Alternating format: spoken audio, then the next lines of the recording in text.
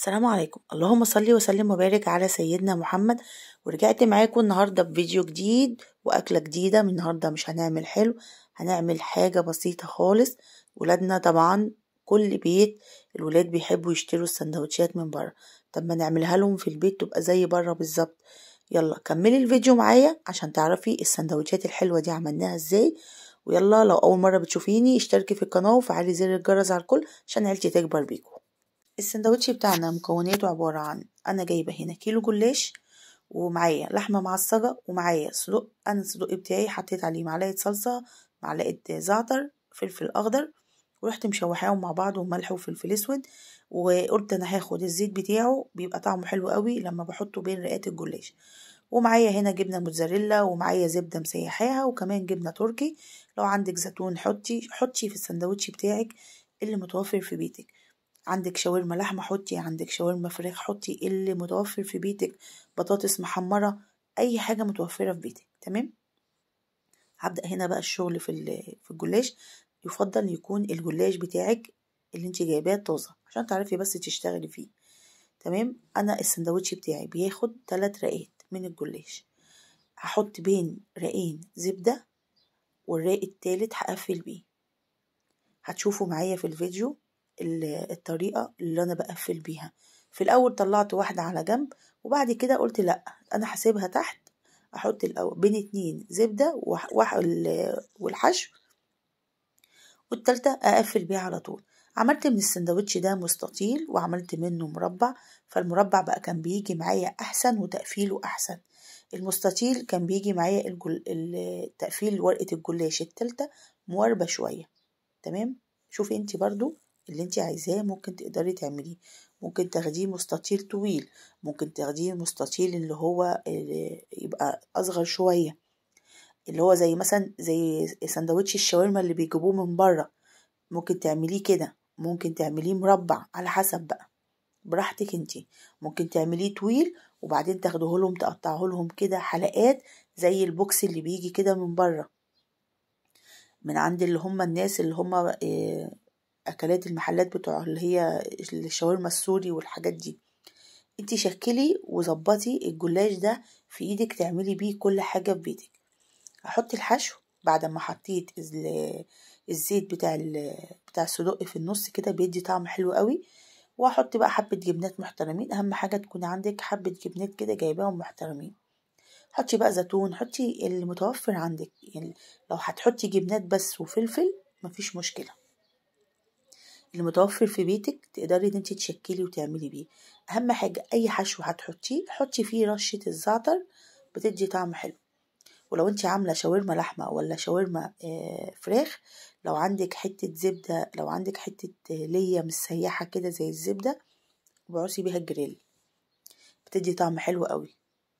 جربوه ان شاء الله يعجبكم. شوفوا الفيديو بقى وشوفوا الطريقة. انا هعمل كام سندوتش كده معاكم وشوفوا الطريقة انا لفيته ازاي. في الاول طلعت طبقة زي ما قلت لكم، وبعد كده بقى لا بقى سبتها تحت، وبقيت الطريقة سهلة وسريعة معايا، ما بياخدش وقت خالص، وكمان طعمه حلو وهيعجب ولادكم جدا. اهم حاجة تكون عندك طاسة ما بتلزقش طبعا، وكل ده بقينا كلنا متوفر في بيتنا. واللي ما عندهاش، عندك طاسة الكريب موجودة في رنين بيبيعها مقاسات بأسعار، مش شرط تجيبي المقاس الكبير، يعني ممكن تجيبي المقاس اللي هو الوسط الحلو كان منزله ب88 جنيه. فممكن ان انت تجيبيه هيقضي الغرض معاكي، وهتعملي بيه احلى سندوتشات واي حاجة ولادك بيحبوها في البيت تكون محتاجة طاسة ما بتلزقش. كملي الفيديو وشوفي بقى الطريقة.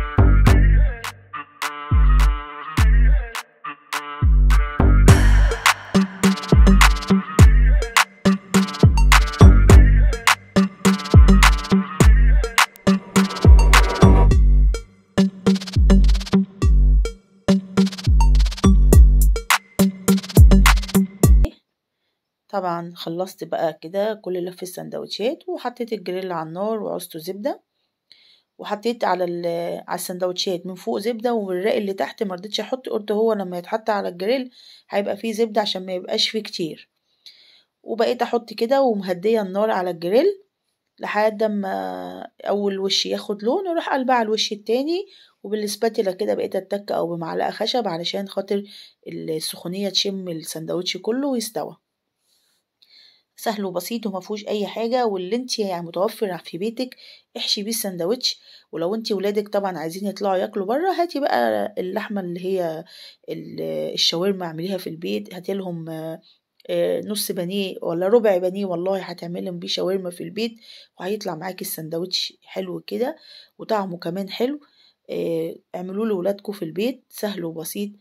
رمضان هيخلص، كل سنة وانتم طيبين، وطبعا تبقى حيرة بقى في الغدا وفي العشاء فحاجة سهلة وبسيطة. من كيلو الجلاش طلع لي كمية السندوتشات دي، واللي تفضل عندك حطيه كده في كيس تلاجة في الفريزر، ولما تعوزيه هتطلعيه يا تسخنيه في الفرن، او لو متوفر عندك ميكرويف هيبقى كأنك لسه عاملاه مع حبة بطاطس. حلو جدا.